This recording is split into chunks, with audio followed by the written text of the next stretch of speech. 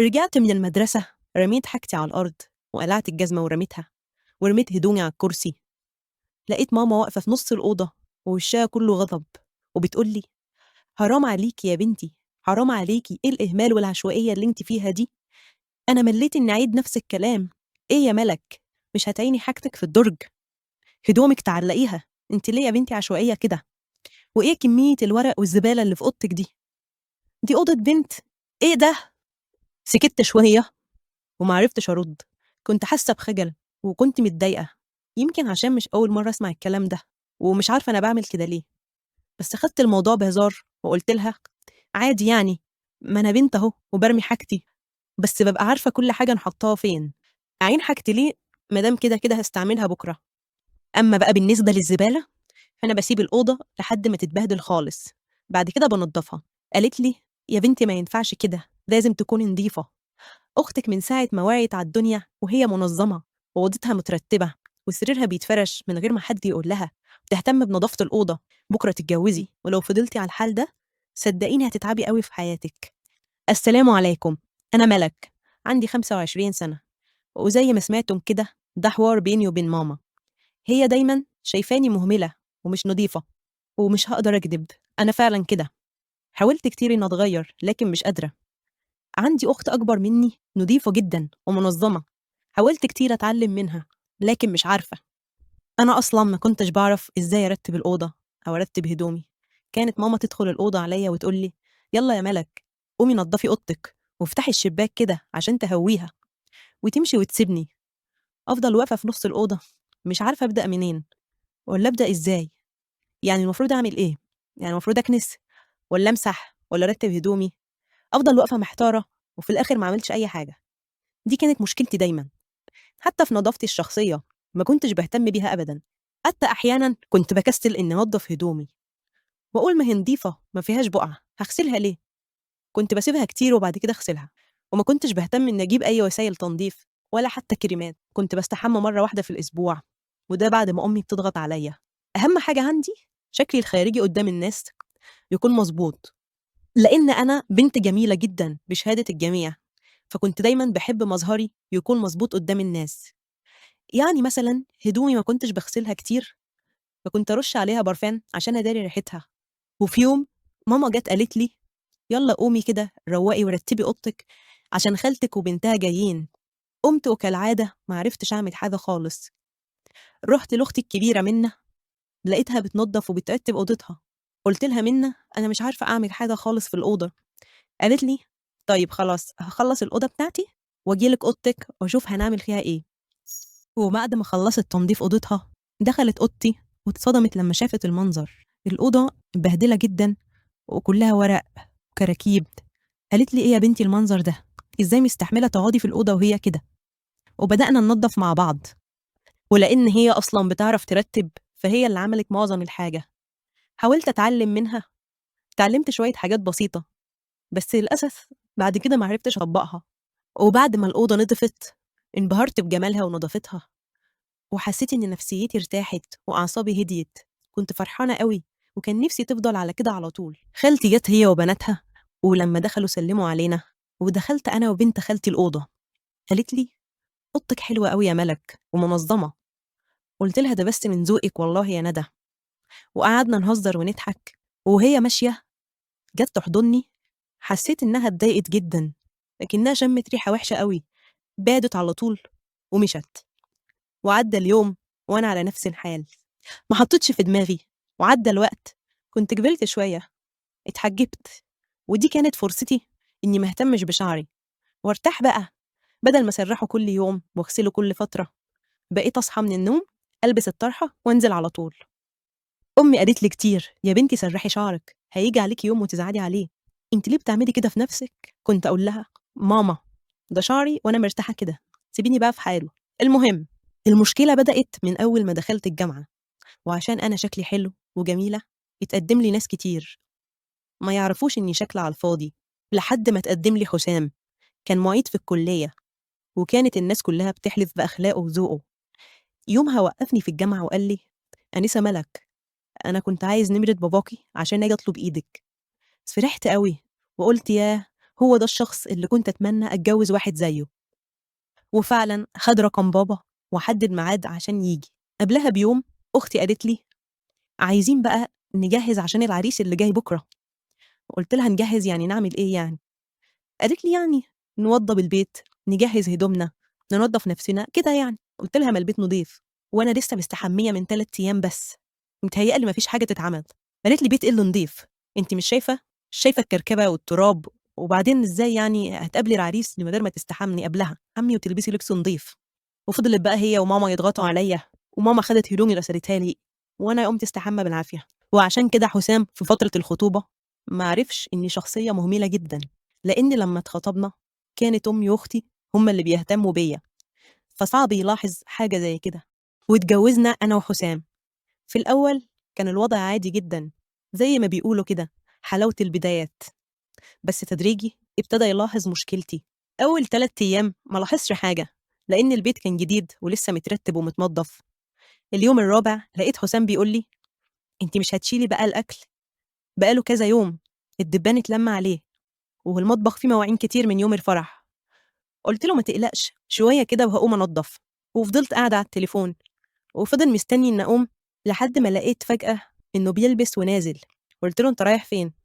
قال لي نازل مع اصحابي شويه، وكان شكله متضايق جدا. يومها رجع البيت بالليل لقى المواعين زي ما هي والاكل لسه مكانه زي ما هو. شال الاكل ورماه، كان باين على وشه الغضب لان الاكل عفن مكانه.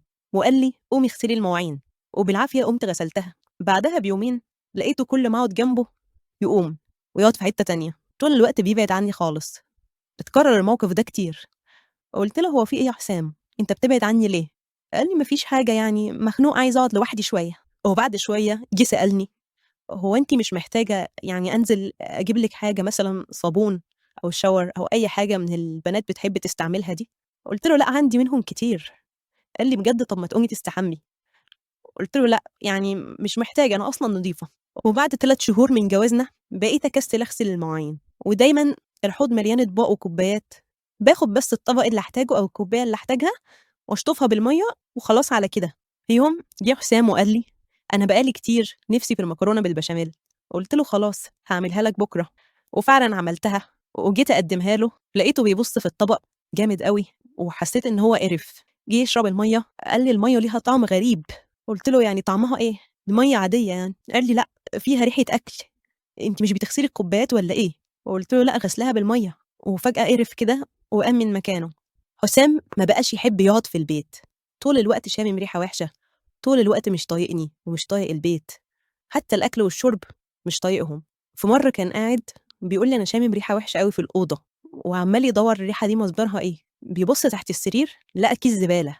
قلف جدا، كان قرفان جدا من العيشة معايا، لحد ما بقى يتحجج بأي حجة عشان يبات عند مامته أو يتأخر في الشغل ويرجع ينام. ما بقاش طايقني ولا طايق البيت، والمسافات بينا زادت قوي. ما بقاش يقعد معايا نتكلم زي فترة الخطوبة. بقيت أحس إنه ما بقاش يحبني. واستمرينا كده فترة لحد ما عرفت إني حامل. يومها فرحنا قوي، بس فترة حملي خلتني أبقى مهملة أكتر من الأول. ما كنتش بقوم من مكاني، بس عشان كنت حامل كانت أمي وأختي بيجوا ينظفوا البيت. فابتدت علاقتي بجوزي تتحسن شوية لحد ما خلفت. كنا مبسوطين قوي. بس حسام لما كان بينزل شغله كنت أحس إنه قلقان يسيب الولد معايا. دايما يقول لي خدي بالك منه، دايما يوصيني عليه، وطول الوقت يتصل يسأل عنه. وطبعا مع وجود طفل في البيت الوضع بقى أسوأ.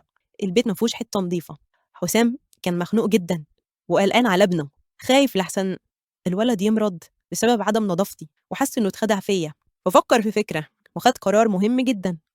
وجي قال لي أنا شايف إنه هيبقى تعب عليكي قوي إنك تهتمي بالبيت وابننا في نفس الوقت، عشان كده بفكر أجيب لك خدامة. فرحت قوي وقلت يا ريت والله. وفعلا جاب لي واحدة تخدمني وتنظف البيت وتطبخ وتعمل كل حاجة. لا وكمان بتهتم بالولد وتغير له وتأكله وكله. كان اسمها دينا، كانت شاطرة جدا في التنظيف وبتعرف تطبخ وبتهتم بابني. وفضلت معايا تخدمني 4 سنين. كان ابني خلاص بقى كبر وبقى بيعتمد على نفسه في حاجات كتير، يعني بقى بياكل لوحده ويدخل الحمام. وفي يوم حسام جه قال لي انت كده خلاص بقى، يعني الولد كبر وما بقيتيش محتاجة يعني حد يخدمنا، خصوصًا إن ميزانية البيت مش هتكفّي. فأنا شايف إن خلاص بقى يعني نمشّي دينا بقى من الشغل، وخلاص بقى الولد كبر وأنتِ ما عدتيش محتاجة. اتضايقت أوي، بس رضيت وقُلت له: "ما فيش مشكلة." بعدها لاحظت إن حسام اتغيّر أوي، بقى كتير يبات برّه، وبعد لمّا كان متضايق منّي ومن إنّي إنسانة مهملة ومش نضيفة، بقى مش مهتم بيّا خالص، ومركّز مع نَفْسه ومهتم بنَفْسه ومبسوط. بقى بييجي كل يوم ساعتين يتطمّن على ابنه ويمشي. حسّيت إنّي مش فارقة معاه، وحسّيت إن في حاجة غريبة أوي، ما حطّيتش في دماغي وقُلت يمكن بيتهيأ لي. وبالصدفة في يوم كنت نازلة أجيب أكل للبيت، لقيته ماشي ومعاه واحدة، بابُص لقيتها دينا. أيوه هي دينا اللي كانت بتشتغل عندنا، وماسكين إيدين بعض ومبسوطين.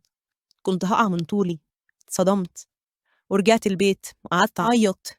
ولمّا جه في ميعاده واجهته بالحقيقة، فقال لي: "أيوه متجوّزها عليكِ، أنتِ مش شايفة نَفْسِك والّا إيه؟ مش شايفة القرف اللي أنتِ فيه والّا البيت؟ ده مش طايق ريحة البيت، مش باطيق أقعد فيه، ده أنا باقرف أخُش الحمّام هنا. طَب شُفتِ منظري من ساعة ما اتجوّزتِك؟ شُفتِ هدومي بقت مبهدلة إزاي ومش مكوية ومبقّعة؟ أنا عمري ما كنت كده، أنتِ إنسانة عديمة المسؤولية، وأنا جِبت دينا مخصوص عشان ابني، خايف عليه منِّك، خايف تجيبي له أمراض. أنا مش عارف أنتِ إزاي بجحة أوي كده وبتحاسبيني.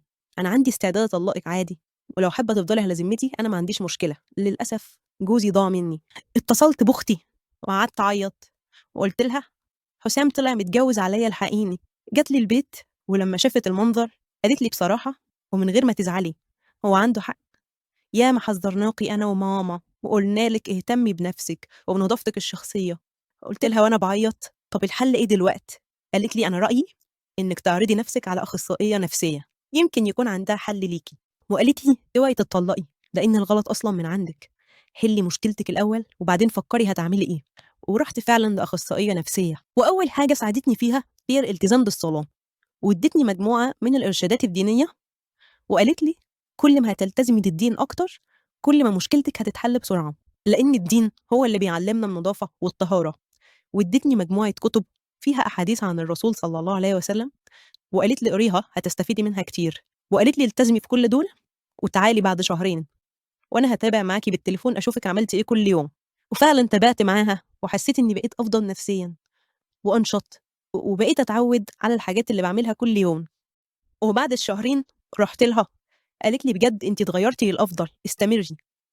قُلت لها: "أنا أصلًا بقيت ما أهتمش بنضافتي، واتعوّدت خلاص على الحاجات اللي باعملها كل يوم، ومن ساعة ما قُلتِ لي إن اللي كنت باعمله ده حرام أصلًا، وأنا دايمًا بافتكر كلامِك." فضلت كل مرّة تزوّد لي حاجات أعملها عشان أتعلّم أكون إنسانة نضيفة وأتخلّص من الكسل، وبقيت على طول أقول أذكار لمّا أحس نفسي مكسلة ومش عايزة أعمل حاجة، لحد ما فعلًا قدرت أتغلّب على جزء كبير جدًا من مشكلتي. وفي كل خطوة كنت باخدها كانت نفسيتي بتبقى أحسن. أنا اتغيّرت وبقيت أحسن. هل أطلب من جوزي إنه يرجع لي تاني؟ وهل هيوافق إنه يرجع لي ويطلّق مراته ويبقى معايا أنا وابني بس؟ قولوا لي أعمل إيه وعرّفوني رأيكم في التعليقات. ما تنسوش تعملوا لايك وتشتركوا في القناة وتفعلوا الجرس عشان يوصل لكم كل جديد. والسلام عليكم ورحمة الله وبركاته.